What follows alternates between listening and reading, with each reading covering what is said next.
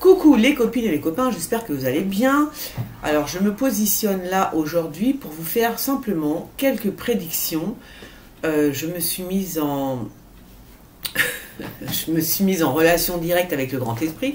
J'aime bien dire en wifi direct, tu vois, avec le grand esprit. Et voilà ce qu'on m'a soufflé, on va dire ça comme ça. Alors, je vois donc un procès assez costaud par rapport aux créateurs de contenu, d'accord?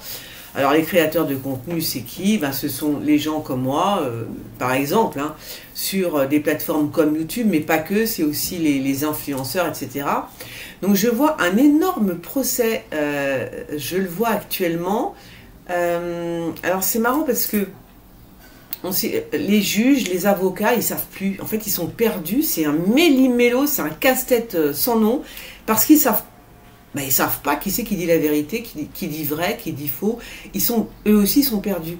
Alors, j'ai pas la fin de l'histoire parce que c'est en train de se dérouler. Oui, c'est en train de se dérouler actuellement sous mes yeux. Alors pour l'instant, oui, parce que ils vont pas comprendre, non, parce que le truc, c'est que le procès est en train de se dérouler dans une autre dimension, bien évidemment, pas dans la mienne, sinon je saurais tout ce qui se passe. Donc elle est en train de se dérouler là dans une autre dimension, le procès se déroule, donc je sais qu'il a lieu. J'ai l'impression que c'est un procès véritablement par rapport aux créateurs de contenu, hein, donc des youtubeurs, des influenceurs, voilà, tous les gens qui font des contenus sur les réseaux sociaux. Alors, je ne pense pas que ce soit Facebook et tout ça. Alors, on verra bien. Mais vraiment, c'est un casse-tête pour les juges, les avocats, parce que c'est tellement un méli-mélo. C'est un casse-tête. C'est un casse-tête chinois, comme dirait l'autre. On n'y comprend rien. On ne sait plus qui est sincère et qui ne l'est pas. Voilà. Alors là, il va falloir... C'est un jeu de dupes. Donc là, il va falloir ruser. C'est dommage, parce que j'ai envie de vous dire la vérité. La vérité, c'est la vérité, tout simplement, tu vois. On ne devrait pas être obligé de ruser ou de quoi que ce soit quand on dit la vérité. On est d'accord? Bon, là c'est ce qui se produit. Alors je vous dis, pour l'instant on est en plein dans le procès, donc je peux pas voir la fin de l'histoire. Mais bon, éventuellement je reviendrai. Si j'ai la fin de l'histoire, je reviendrai vous voir. Qu'est-ce que j'ai vu aussi? Qu'est-ce que je vois? Je vois un grand feu de forêt. Alors je vois plutôt au Canada, en Amérique en fait, alors je dis le Canada, en Amérique, hein. Mais je vois plutôt l'Amérique du Nord, mais en même temps on parle des Indiens d'Amérique. Alors je sais pas si ça a un rapport entre le feu que je vois et les Indiens d'Amérique, je sais pas du tout. Donc il y a un grand feu de forêt. Je crois pas que ça a un rapport. Mais voilà. Et après, on parle aussi des Indiens d'Amérique. Je ne sais pas ce qui va se passer. Peut-être que un chef d'État, un chef de tribu, pas d'État, mais un chef de tribu, indien bien sûr, va décéder. Un truc comme ça, un grand chef indien décédera. Ou alors est-ce qu'on va glorifier un chef indien? Je sais pas. Il y a un truc qui revient. Vous voyez ce que je veux dire? C'est-à-dire que nous ne sommes pas vaincus. Voilà ce qu'on me dit, nous ne sommes pas vaincus, on revient. Ça veut dire que peut-être qu'il y a un chef qui est décédé, j'en sais rien du tout, hein, je vous dis ce que je vois. Et peut-être que quelqu'un revient, un descendant peut-être d'un grand chef indien. Ah oui, d'accord, ce serait peut-être ça. Un descendant d'un grand chef indien qui referait son apparition, qui reviendrait sur le devant de la scène. C'est une possibilité que ce soit comme ça. D'accord, voilà. Donc un descendant. Il y a une mort, il y a un décès. Une mort, est-ce que c'est une mort physique ou... voilà. Il y a un retour. Il y a le retour d'un chef indien. Ça veut dire alors là, ça veut dire beaucoup de choses pour moi, pour le coup. Parce que, si on parle d'un retour d'un chef indien, c'est que les États-Unis, ça va se péter la tronche. Il y a quelque chose. Parce que là, on est en train de me rappeler les racines. Ça revient. C'est-à-dire, les vrais habitants des États-Unis reviennent. La roue tourne. Vous voyez ce que... Voilà, la roue est en train de tourner. Donc les vrais reviennent. Et les vrais, ce sont les Indiens d'Amérique, bien sûr. Il y a un truc comme ça. Donc là, là, ça... voilà, c'est normal. Le monde est en train de changer dans tous les sens du terme. Il y a beaucoup de choses qui sont en train de changer. Par conséquent, je vois pas pourquoi les États-Unis resteraient, tu vois, à leur niveau. Non, non, non, il y a tout qui est en train de changer. Alors ça, c'est vrai que ça, est-ce qu'on va le voir tout de suite? Je crois que ça va se faire, tu vois, en loose day, doucement. Eh oui. C'est-à-dire qu'on croit que... Alors, parce que dans l'absolu, c'est quand même, en général, on essaye de les éradiquer, les Indiens, tu vois, depuis un moment. Et voilà. Mais là, non, c'est l'inverse. Et donc là, ils vont être plus malins. Ils vont être suaves.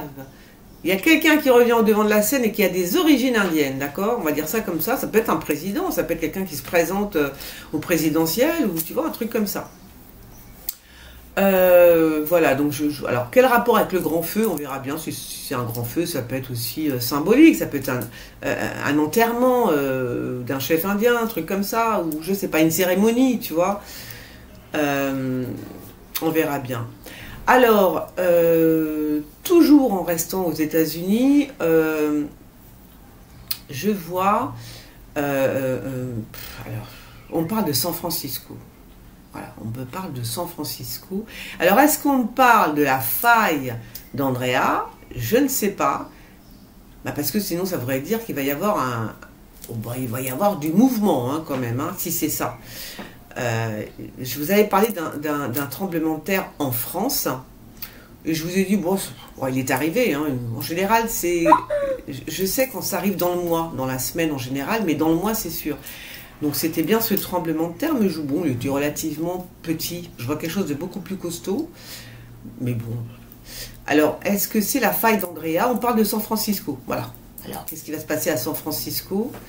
Je vois des gens sur la baie, je vois des gens qui font du vélo sur la baie. Ça peut être un pont qui s'écroule, ou tu vois. Oh, mes fraisouilles, vous les voyez, mes petites fraises, elles pendouillent. Elles sont là, je sais pas si on les voit. Voilà. Donc ouais, je vois des gens sur la baie qui font du vélo. Alors est-ce qu'on parle d'un pont qui pourrait éventuellement s'écraser? Est-ce qu'on parle de... Alors je vois pas le tremblement de terre non plus. Ce serait plutôt un pont qui pourrait s'écraser ou quelque chose.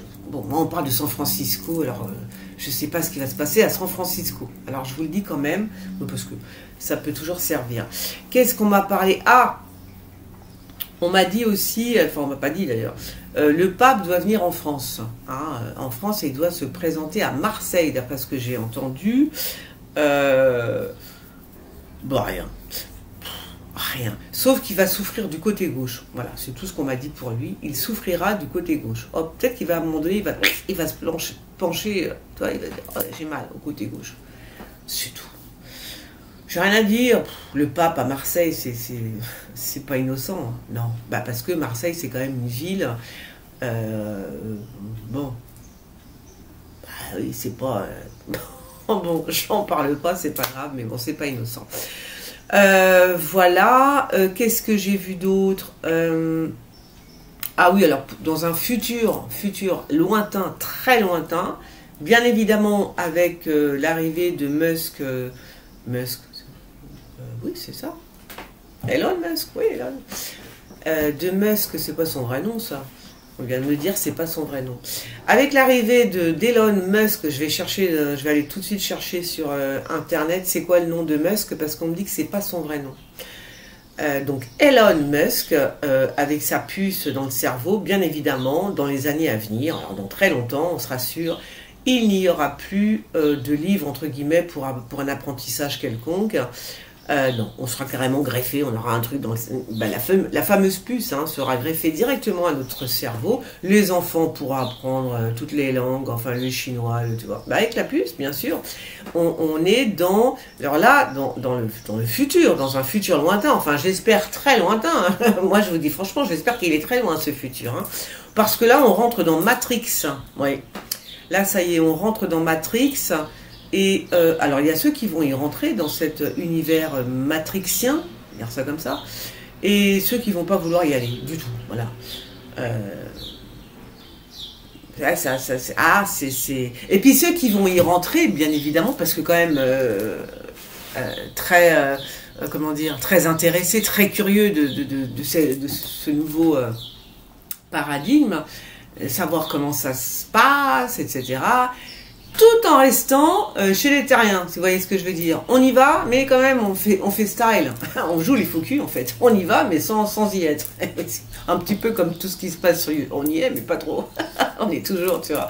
Bon, c'est la même chose. C'est une sorte de gens, de groupes, de mouvances, résistance qui sont là, qui y entrent, bien évidemment, mais pour mieux s'en sortir, en fait. Voilà. Bon, bah, je vais juste arrêter là. Je ferai une deuxième partie de ces prédictions. Je crois que c'est une première partie que je dois mettre et je ferai l'autre partie un peu plus tard. Voilà. Je vous fais des gros bisous et je vous dis à bientôt.